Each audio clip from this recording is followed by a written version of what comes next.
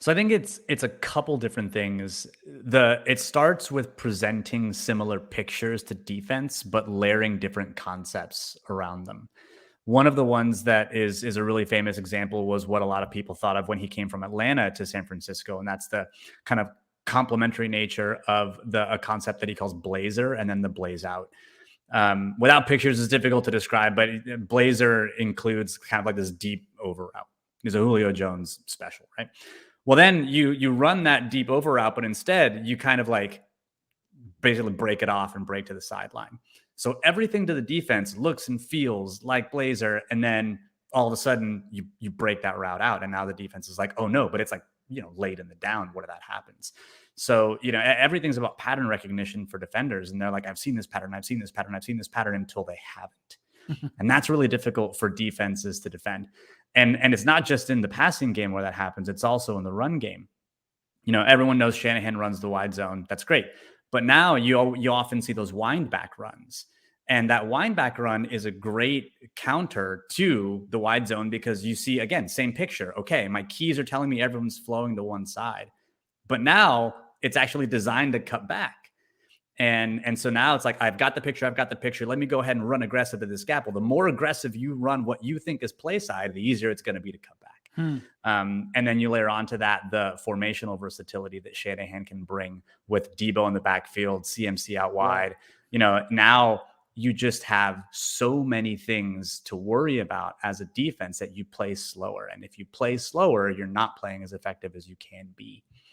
I was talking to Ian Williams a couple years ago, and we were talking about Ian Williams, former defensive tackle, nose tackle for the 49ers. He played for Vic Fangio.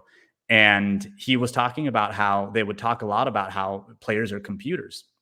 And just like a computer, you throw a lot at it, and all of a sudden it starts to kind of like seize up. Like it just can't do that. It runs out of memory. It can't operate at that speed. And that's effectively what Shanahan is doing. He's throwing so many things at the defense, whether they matter or not, that they have to process, that it forces them to slow down. And that's not even taking into account the fact that he knows defensive rules such that he can manipulate those rules. That's the other thing that makes it difficult to defend. Richard Sherman has a wonderful quote about how Shanahan broke all of their defensive rules when they played them. And so it was like, we had to change a lot of what our checks were and our calls were because Shanahan was basically poking at each one of the problems in the defense. And so I think, all those things put together just make it a really, really difficult thing to stop week in and week out. It doesn't mean he's going to be perfect every game, but sure, he always tends to have some kind of an advantage when you put those things together. Yeah, it's the misdirection. Is that what you're talking about with getting the defense moving one way, but then the plays coming back around the other way? Or is that oversimplifying? It's not so much. It is a form of misdirection. I think when you hear misdirection in the context of the NFL, you think about play action or kind of like look over here, but this is happening over there. A really good example of misdirection would be the touchdown that George Kittle scored against Seattle, where you kind of like fake the screen one way, fake the screen another way, and then throw to a player. Gotcha. Down the middle of the field. I think that's what most people think when they think misdirection within the context of the NFL. What Shanahan does is almost more pernicious and more annoying for a defense.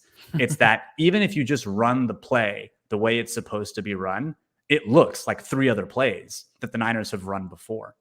And the defense can't really tell what the difference is until it's probably too late.